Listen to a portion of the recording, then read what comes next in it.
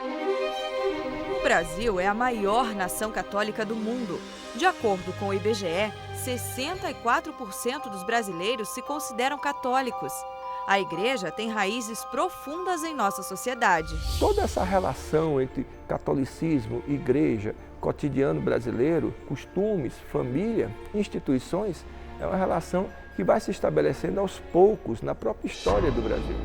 A prática do catolicismo de uma forma mais ortodoxa é uma coisa, mas a presença do catolicismo na nossa vida cotidiana, ela é quase que um exercício de rotina, faz parte naturalmente dos costumes do povo brasileiro.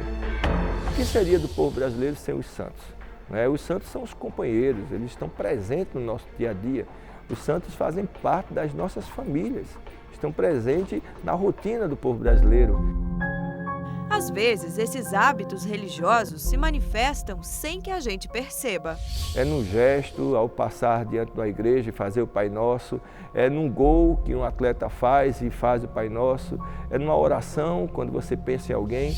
A igreja não influenciou só a crença, a cultura dos brasileiros. Ela também esteve presente em momentos importantes da história do Brasil, desde a chegada dos portugueses, passando por revoluções, ditaduras, até os dias de hoje.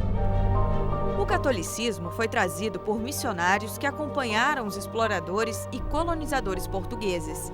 Na época, o Estado controlava a atividade eclesiástica, sustentava a igreja, nomeava bispos e párocos e concedia licenças. A própria chegada dos portugueses é uma chegada acompanhada de um evento religioso. Os portugueses que vêm para cá, eles não vêm apenas com interesse político, com interesse econômico. Há o interesse de evangelizar, de expandir a fé católica. Não é à toa que uma das imagens mais importantes na Esquadra de Cabral, logo quando Cabral vem aqui ao Brasil, é a celebração da nossa primeira missa. A igreja também foi atuante na época da independência. Na nossa independência, por exemplo, muitas lideranças religiosas, muitas lideranças católicas deram a sua vida na luta por esse processo, como o Frei Caneca, símbolo da luta democrática aqui em Pernambuco. Então a igreja também se adapta a esse Brasil independente. No Brasil republicano, a igreja deixou de ser uma instituição oficial do Estado. O país foi proclamado um Estado laico, com liberdade religiosa. Mas os padres católicos continuaram atuando na sociedade brasileira.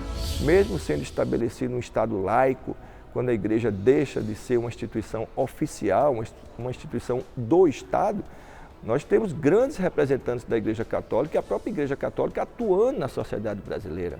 Figuras como Dom Helder Câmara, por exemplo, aqui em Pernambuco, figuras importantes na época do regime militar, que foram, sem dúvida nenhuma, figuras que resgataram a necessidade da democracia, do direito à liberdade, do direito à fala, do direito ao questionamento. A igreja ajudou a construir o país que o Brasil é hoje. A Igreja Católica está enraizada na nossa cultura, assim como a nossa fala, assim como a nossa música, assim como a influência indígena, a influência africana, a influência portuguesa nos nossos comportamentos. O Brasil seria muito diferente se não houvesse a presença da Igreja Católica e do catolicismo.